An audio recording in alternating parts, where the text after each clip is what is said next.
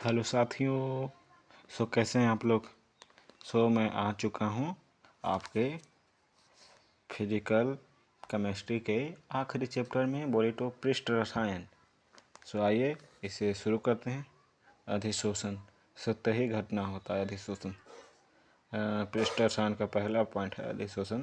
तो उसके गैस या विलयन के कणों के आयन किसी सांद्रता के पृष्ठ से जुड़े जाते हैं। जो पदार्थ पृष्ठ पर अधिशोष्य होती है अधिशोषित होती है उसे अधिशोष्य कहते हैं। जो पदार्थ पृष्ठ पर अधिशोषित होती है उसे अधिशोष्य कहते हैं। अधिशोषण दो प्रकार के होते हैं, भौतिक अधिशोषण व रासायनिक अधिशोषण। भौतिक अधिशोषण में दुर्बल बंधन वाले होते हैं, इसमें प्रबल बंध होते हैं। भौतिक अधिशोषण उत्क्रमणीय होते हैं, ये उत्क्रमणीय होते हैं। कम ताप पर अधिक होता है, बोले जाए तो कम ताप पर अधिक होता है। ताप बढ़ाने पर विशोषण बढ़ता है, परंतु इसमें सभी तापों पर होता है तथा एक निश्चित ताप तक बढ़ता है, उसके बाद फिर ताप बढ़ाने पर वह घटने लग जाता है। अधिशोषण ऊष्मा निम्न होती है, अधिशोषण ऊष्मा उच्च होती है।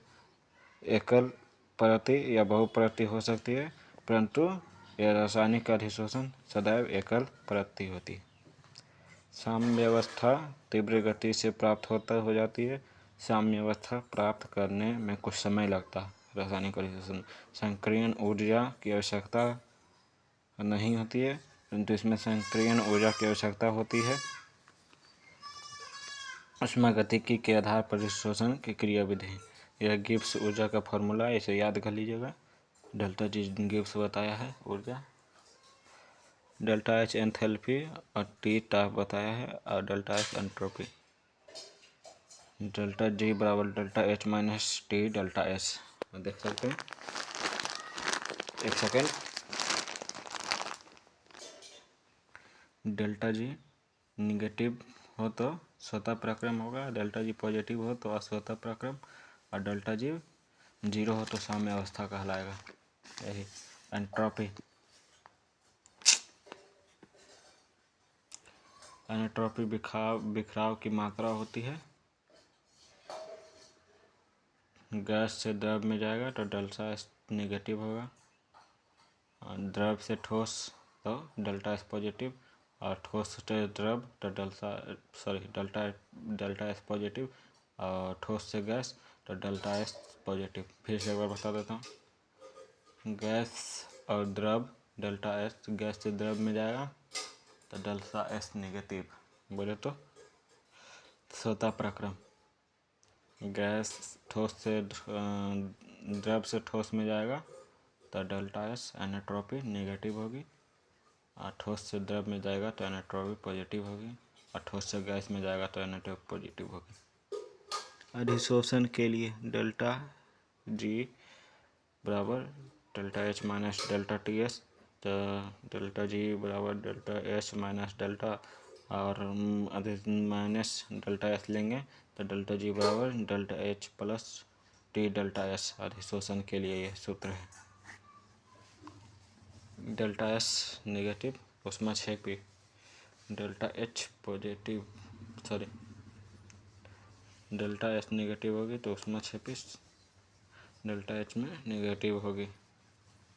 केस 1, यदि डेल्टा एच तथा डेल्टा एस का मान बराबर हो तो देख सकते हैं डेल्टा एच बराबर 3 है, डेल्टा टी एस बराबर 3 है, तो डेल्टा जी बराबर 3 माइनस प्लस 3 हो जाएगा तो 0, यह साम्यावस्था हो जाएगा। ऐसे ही याद कीजिए। और यदि डेल्टा एच बड़ा है डेल्टा टी एस से, टी डेल्टा एस से, तो गिब्स ऊर्जा स्वतः प्रक्रम होगा, निगेटिव हो जाएगा। अगर थर्ड केस, यदि डेल्टा एच से बड़ा है टी डेल्टा एस तो गिब्स ऊर्जा पॉजिटिव हो जाएगा, बोले तो अस्वतः प्रक्रम। अधिशोषण की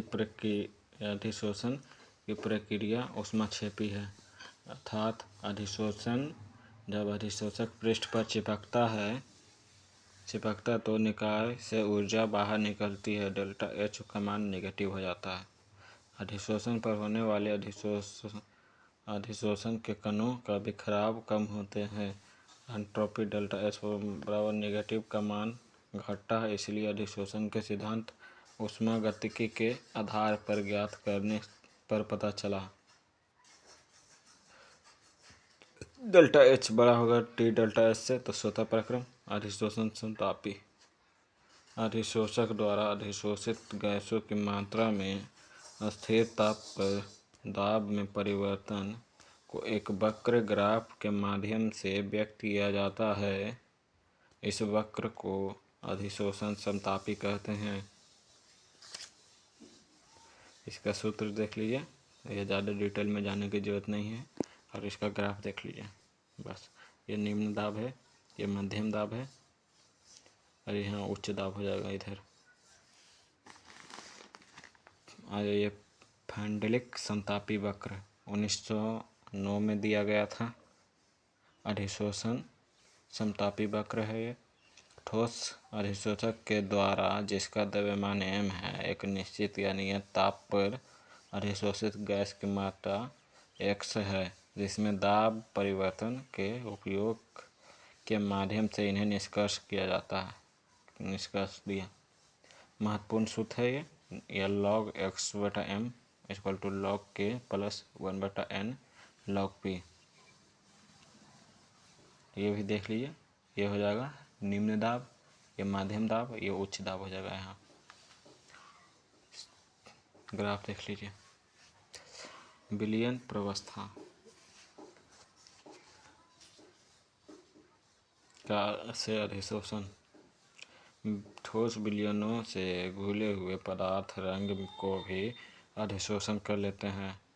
सूत्र x/m बराबर KC 1/n पावर में, जहाँ C सांद्रता अधिशोषण होने के बाद। महत्वपूर्ण सूत्र है log x/m बराबर log k + 1/n log C। अधिशोष्य की प्रकृति। जो गैस आसानी से द्रवीकृत हो जाती है, क्रांतिक ताप बढ़ने पर अधिशोषण अधिक हो जाता है। उदाहरण HCl, NH3, CO2, SO2 gas आदि।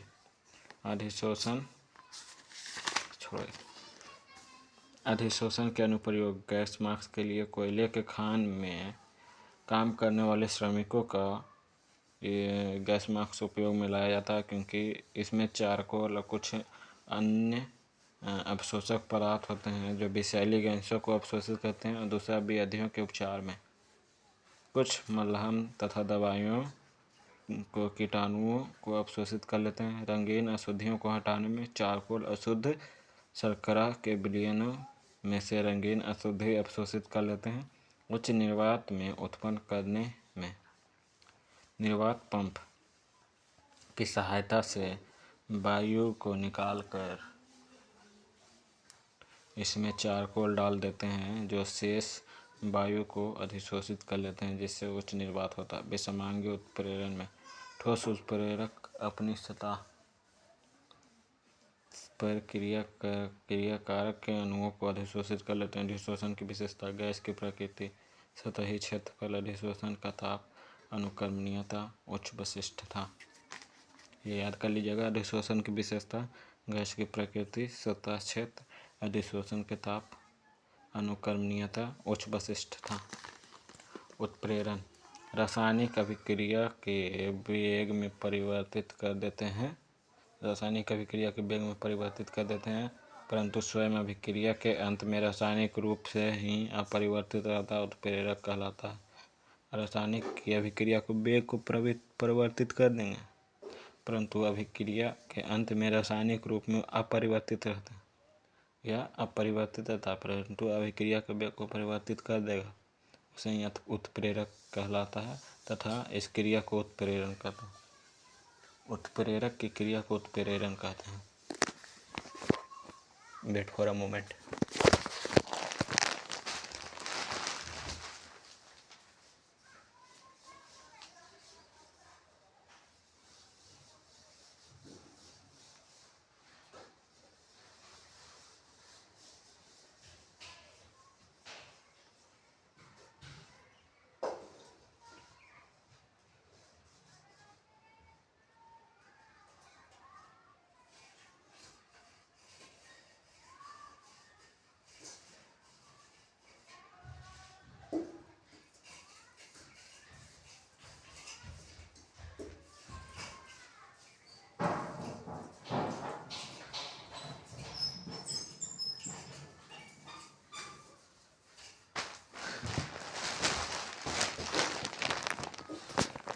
Sorry sorry sorry sorry sorry साथियों। सो माफ़ कीजिएगा, थोड़ा कुछ काम था इसीलिए चला गया था। आइए नेक्स्ट देखते हैं। तो एक मिनट, थोड़ा ये साफ हो जाए। ले ले ले ले दोस्त, ले ले ले ले ले ले ले। ओ दादा, ये की हुई? एक सेकेंड रुक जाना। उत्प्रेरक वर्धक तथा उत्प्रेरक विष। ओह लो, कैमरा का फोकस थोड़ा ख़राब हो गया है। सो नेक्स्ट पार्ट में हम यहीं से कवर करेंगे दोस्तों।